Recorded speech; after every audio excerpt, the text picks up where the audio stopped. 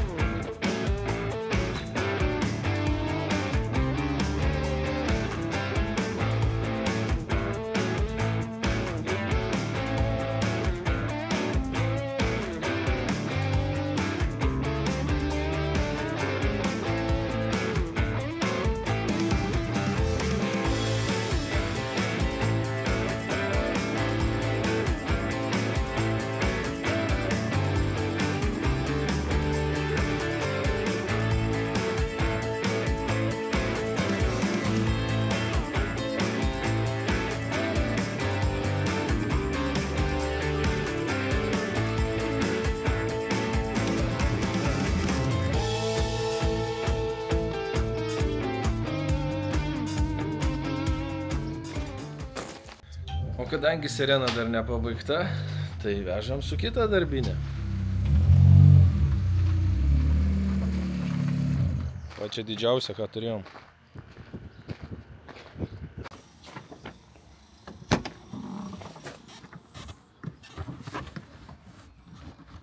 Gražiai važiuoji. Tai karštai. Na ir viskas. Dėk stačiai.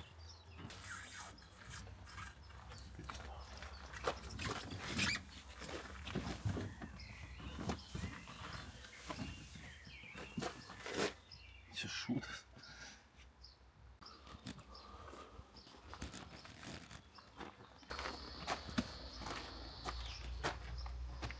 Antras dublis.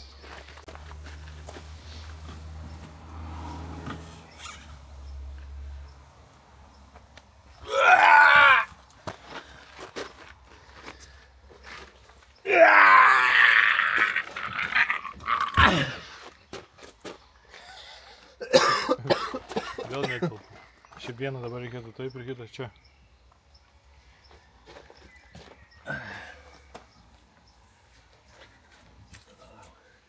Šitą gal įkišiu čia.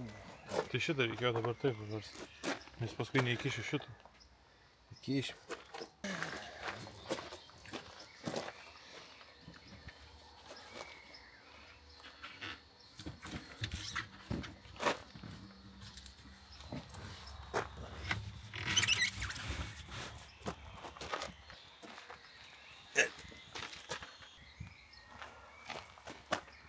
Kažką gal reikia įkišti.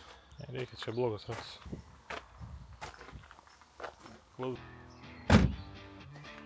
Tai tęsiant temą apie harliuką naują. Kai matot, yra dizainas, tai aš jį turiu išsaugot. Tai čia yra didžiausia blogybė. Čia turim dėžės pažeistas. Tai va dažom, gruntuojam, ta prasme, gabaliukais. Stengiamasi nepalies šitų juostų. Taip pat ir šita dėžė, tokie visokios smulkmenos. Tai juoda detalė, tai jau nėra ką saugot. Taip pat lankai, priekinis lankas, nu ir prie to pačio alfos buferiukas. Jį irgi reikia pasiruošti ir nugruntuoti.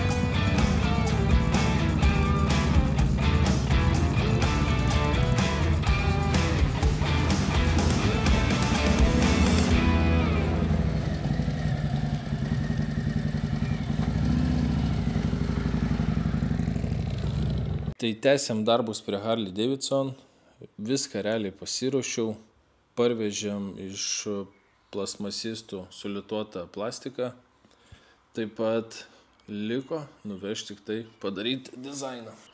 Tai šitie du plastikai pažeisti dizaino biški, čia va viskas gražu, šitoj pusėj dingsta juostelė. Tai šitą reikia reikalas tvarkyti, taip pat ir čia apačioj. Tas pats. Pasižiūrėsim, kas čia gausis. O pats Harlis tai kaip paprastas įžas atrodo.